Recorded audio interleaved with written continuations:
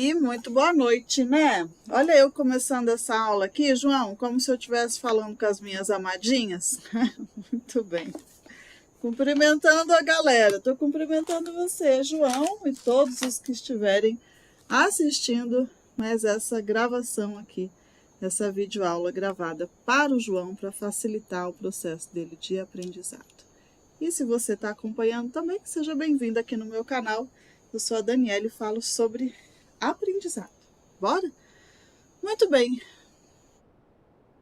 Vou falar sobre o capítulo 2 de Geografia, né, meu filho? E todos vocês que estão aí. Mudando o mundo. O mundo muda. Como é que o mundo muda?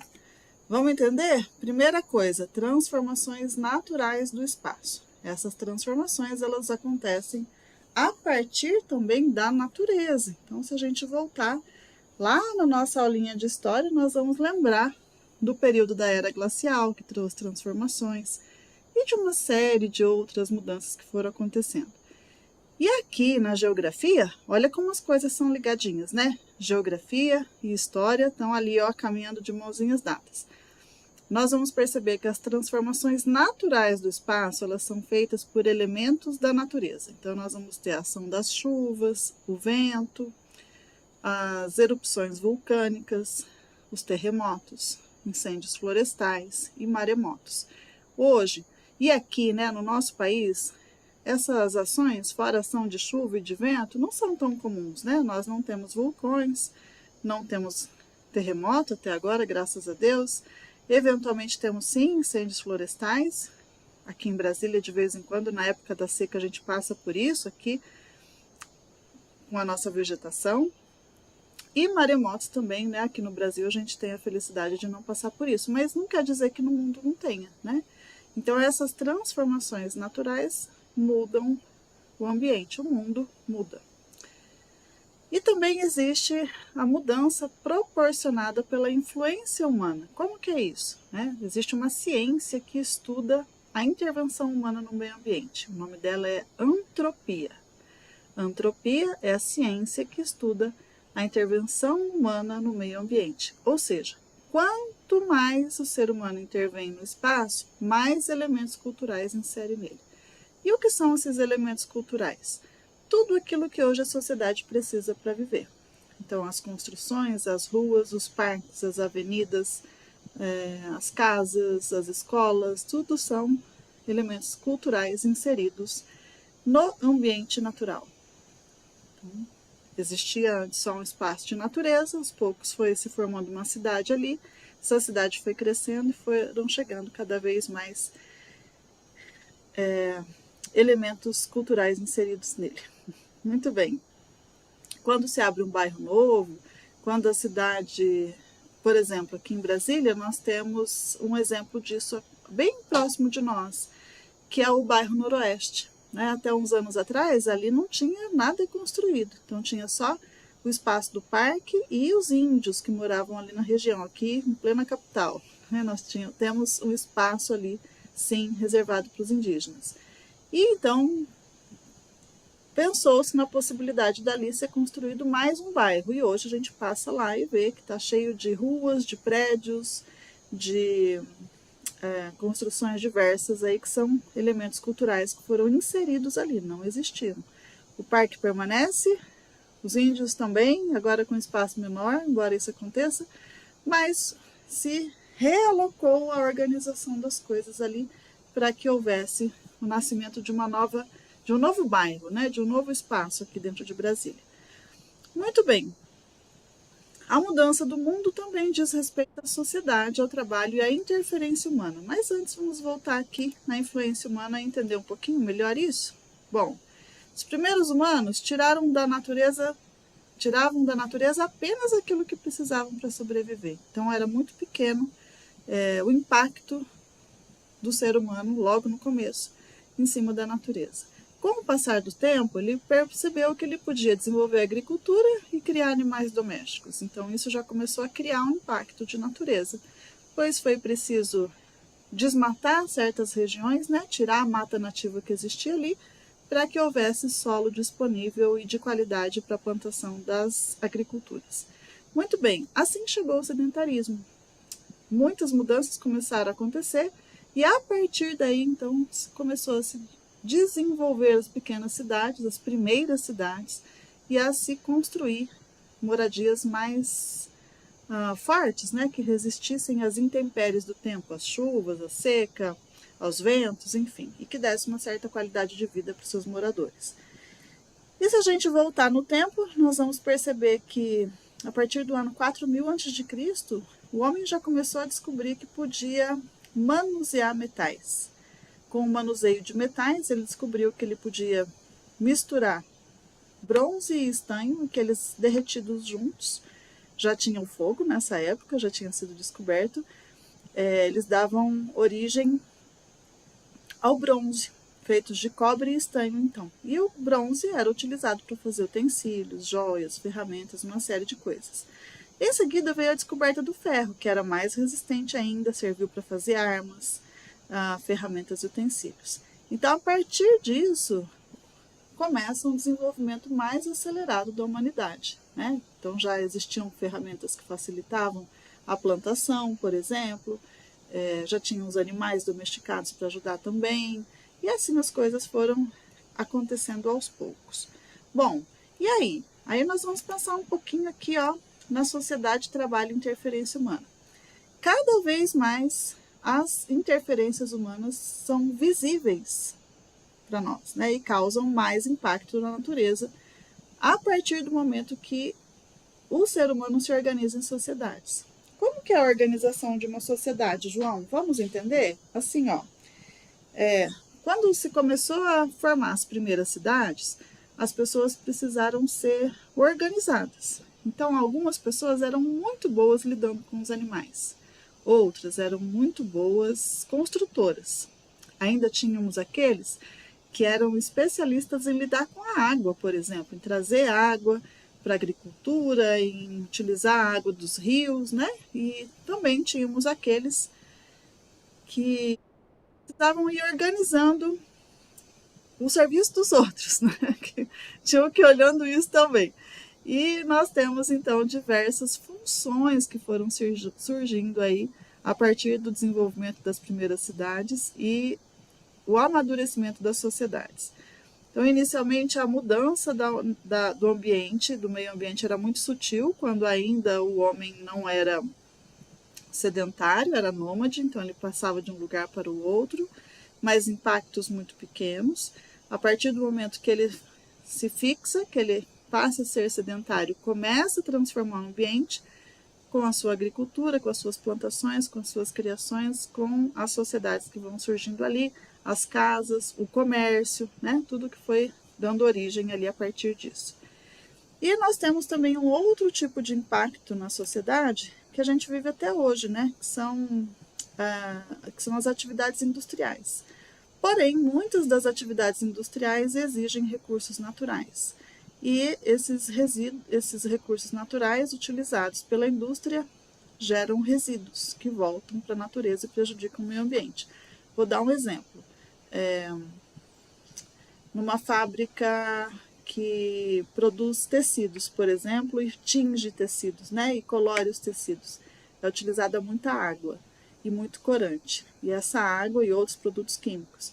Essa água é utilizada ali na fabricação daqueles tecidos e é devolvida depois de usada para o meio ambiente. Então não é uma água legal, né? Muitas vezes provoca muitos resíduos no meio ambiente e acaba criando situações que não são as ideais, né? Atrapalhando o meio ambiente, causando poluição dos rios, né? E tudo mais.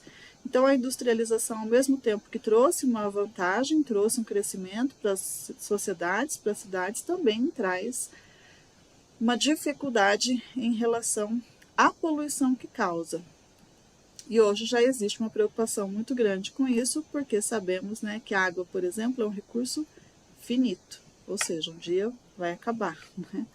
E temos que cuidar muito do nosso meio ambiente para que a gente não viva uma situação caótica aqui na Terra. Bom, dentro desse conteúdo nós vamos também ver o espaço geográfico rural e urbano. Então, o que é o espaço rural? Como que ele é caracterizado? Ele se caracteriza por uma intervenção humana menor, né, pequena, tem forte presença da natureza, dos campos, da vegetação, mas ali se desenvolve a agricultura e pecuária. E no espaço urbano, o que nós vamos ter? No espaço urbano nós temos muitos elementos culturais. São os prédios, as lojas, as pessoas, as indústrias, ruas, avenidas, automóveis, hospitais, escolas, mercado e tudo mais que você consegue imaginar aí de elementos culturais. Campo e cidade são interligados. Veja, nem só o espaço rural hoje sobrevive sem a cidade, nem a cidade sobrevive sem o campo. O espaço rural precisa dos desenvolvimentos da indústria. Então, através de maquinários de plantação, de colheita, a própria internet utilizada hoje, né, pela agricultura, tecnologias, vacinas, uma série de coisas aí que o desenvolvimento trouxe que pode beneficiar o campo, pode beneficiar o espaço rural. E as cidades precisam do espaço rural, porque é lá que se produz a alimentação. Então, existe uma troca aí, uma simbiose, né? Um precisa do outro. Espaço geográfico, rural e urbano se complementam. Bom, mas como foi que as cidades surgiram? Nós já vimos lá na disciplina de História, estamos vendo aqui novamente, que com o desenvolvimento da agricultura e da criação de animais, os grupos humanos passaram a ter possibilidade de permanecer mais tempo numa região. E assim começaram as cidades, né? Pequenininhas a princípio, com poucas pessoas, e ao longo do tempo, esse vilarejo, essa pequena cidade foi crescendo, crescendo, crescendo. A gente conseguiu ver também no capítulo 1 de Geografia as mudanças, né, de um mesmo local, de uma cidade, muitos anos atrás e hoje, como que alterou totalmente. Bom, vamos ver um pouquinho sobre comércios e cidades, então? Vamos lá? O comércio é uma das atividades responsável pela formação das cidades. Ele já existia antes da antiguidade. O comércio motivou a busca por novos continentes, então as navegações surgiram a partir da necessidade de comércio ou de busca, né, de novos mercados consumidores, vamos dizer assim. Trouxe também relações e conflitos entre os povos, originando novas cidades. Por que isso aconteceu? Vou pegar o exemplo aqui do Brasil. Quando Portugal chega até, né, os portugueses chegam até o Brasil, já existiam aqui brasileiros, que eram os indígenas.